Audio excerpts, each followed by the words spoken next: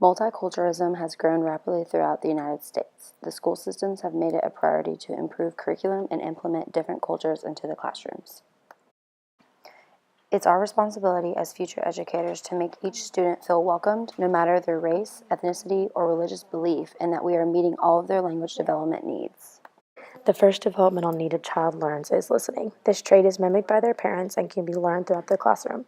It is important that we know that every student is actively understanding the content. So what can we do to promote active listening? For special cases, they might need a translator. We need to be aware of their attentiveness, and we also need to keep an open mind that every child is different when it comes to their needs. The next skill a child learns is speaking. Due to differences in cultural background, speaking can be a challenge for students in your classroom. For example, having different L1s compared to the majority of the class could cause lack in communication. To guarantee students are capable of verbally communicating and feel comfortable doing so, we as teachers need to encourage their first language as we help them adapt to their second language. Students are expected to not only verbally communicate, but to translate their thought process and proof of understanding. This is, too, a barrier for students who are not up to par with their second language. This means you might need to spend extra one-on-one time to help ensure the student can translate between L1 and L2 on paper.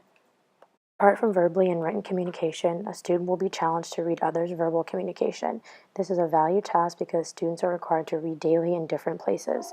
By them being able to read, it allows them to expand their minds and be open to new ideas in other languages.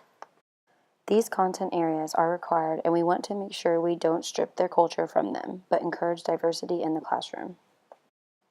This means there needs to be a structured curriculum model to ensure your students' needs are being met while respecting their differences. It's important to include what is being taught, how each child learns best, and if they understood the content. You can include multicultural content into your core subjects. Use books, hands-on activities, videos, and games. These will all increase students' engagement.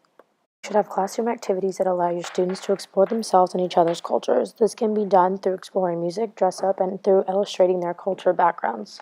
By incorporating child group work, it allows the children to explore differences in their classmates, but also arises their similarities.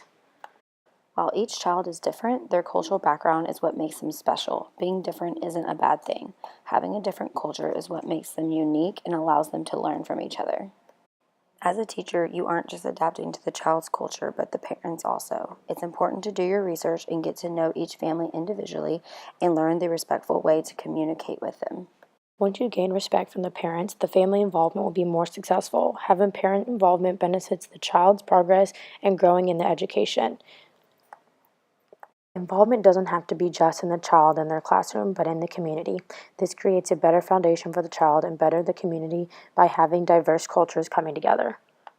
Educators make a huge impact on today's generation, and it's our responsibility to bring multiple cultures together and implement responsive teaching so each student furthers their education successfully.